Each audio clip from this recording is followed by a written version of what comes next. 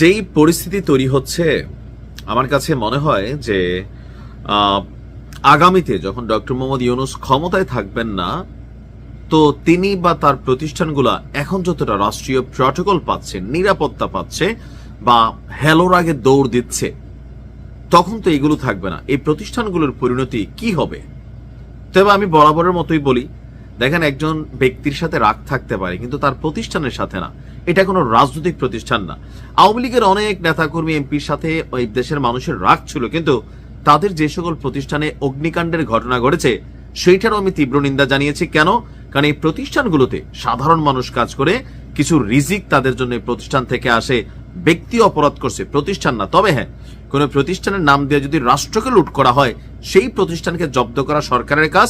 তবে বন্ধ করা যাবে না যেন মানুষ কর্মহারা না হয়ে পড়ে। ডক্টর ইউনূসের সাথে আওয়ামী লীগের প্রচুর রাগ আছে, রাগের শেষ নাই।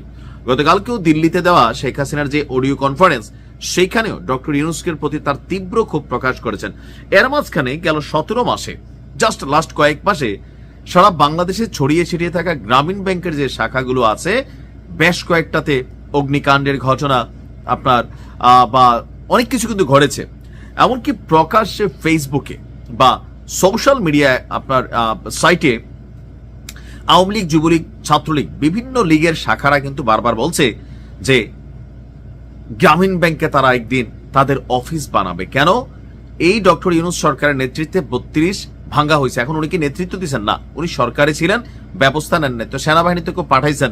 এখন আওয়ামী লীগ মনে করতেছে এটা নামমাত্র পাঠাইছে, সরকার যদি চাইতো তাহলে 32কে কেউ টাচ করতে পারতো না। এটা আওয়ামী লীগের মনে মনে একটা ক্ষোভের জায়গা 32 থেকে। এখন দেখেন, আর কয়েকদিন, অল্প কয়েকদিন ক্ষমতায় আছে ডক্টর ইউনূস। যাবার আগ মুহূর্তে ময়মনসিংহের গৌরীপুর উপজেলায় গ্রামীণ ব্যাংকের একটি কার্যালয়ে কে বা কারা, অর্থাৎ একদল দুর্বৃত্তরা অগ্নিসংযোগের ঘটনা ঘটিয়েছে। এতে কার্যালয়ের ভেতর থাকা আসবাবপত্র, গুরুত্বপূর্ণ কাগজপত্র পড়ে ক্ষতিগ্রস্ত হয়েছে। এমনকি কখন লাগাইছে দেখেন, যখন জুমার নামাজের টাইম চলছে। কি বড় শয়তান যারা এই ঘটনা ঘটাইছে! বাবা, নামাজের টাইম তো এখন, জুমার নামাজের টাইম, সব দিক খালি থাকে, মানুষ মসজিদে যায়, পুরুষ থাকে না। তো জুমার নামাজের সময় গৌরীপুর উপজেলার ডৌহাখোলা ইউনিয়নে অবস্থিত যে গ্রামীণ ব্যাংক, এখানে এই অগ্নিকাণ্ডের ঘটনা ঘটানো হয়েছে।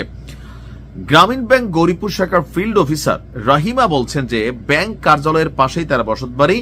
হঠাৎ তিনি কার্যালয়ের জানালা ভাঙা অবস্থায় ভেতরে আগুন জ্বলতে দেখতে পান। বিষয়টি বুঝতে পেরে তিনি আশপাশের লোকজনকে ডেকে আনেন। পরে ফায়ার সার্ভিসের একটি দল আসে এবং সেখানে পরিদর্শন করে। এখন কে বা কারা, এটা নিয়ে তদন্ত ছাড়া কোনো কিছু বলার সুযোগ নেই। পুলিশ বলছে বিষয়টা আমলে নিয়েছে। এখন এই গ্রামীণ ব্যাংকে ডক্টর ইউনূসের মালিকানায় আছে, হয়তোবা চাকরি করে কারা? সাধারণ মানুষ, আমার আপনার পরিবার।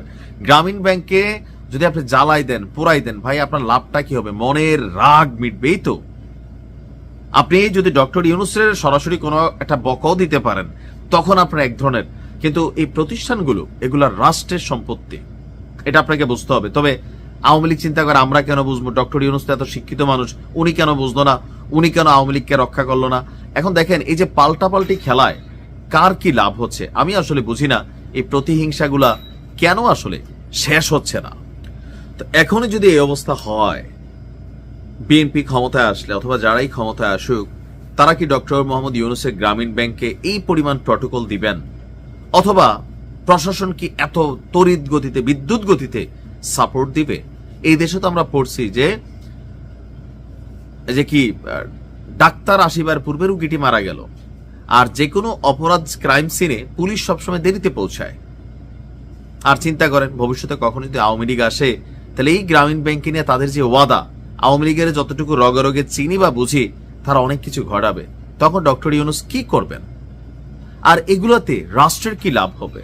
এখন আমি যখন এই ভিডিও বলি, কমেন্টে হয়তো অনেকে লেখাও শুরু করছেন, ভাই আওয়ামী লীগের প্রতিষ্ঠানগুলো যখন পুরাইছে তখন তো আপনারা ভূমিকা নেন না। ভাই বলছি ভাই, যে একজন ব্যক্তি দুর্নীতি করে বাংলাদেশে যদি কোনো একটা প্রতিষ্ঠান করছে, তার প্রতিষ্ঠানটা হাত দিয়েন না, মালিকানা নিতে পারেন, ব্যাংক অ্যাকাউন্ট ফ্রিজ করতে পারেন।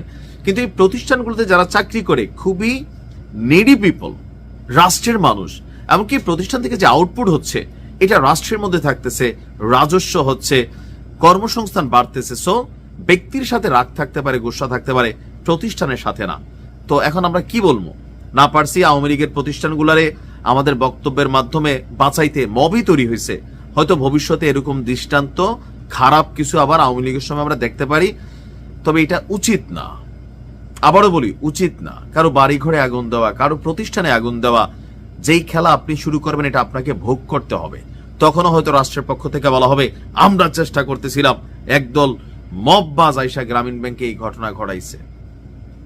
বাট আমার মনে হয় যারাই রাজনীতিতে আসেন, রাজনৈতিক শত্রুতাটা এমন পর্যায়ে চলে গেছে যে পারলে ছিঁড়া টুকরা টুকরা করে ফেলি আমরা। মানে ভিতরের হিংসাটা মনে হয় এই লেভেলে চলে আসছে, একদম জীবনে শেষ করে ফেলি। এই প্রতিহিংসা রাজনীতিকে যেমন নষ্ট করছে, রাষ্ট্রকেও ক্ষতিগ্রস্ত করছে। আল্লাহ হেফাজত করুক রাষ্ট্রকে, সবাইকে বোঝার তৌফিক দান করুক। আসসালামু আলাইকুম।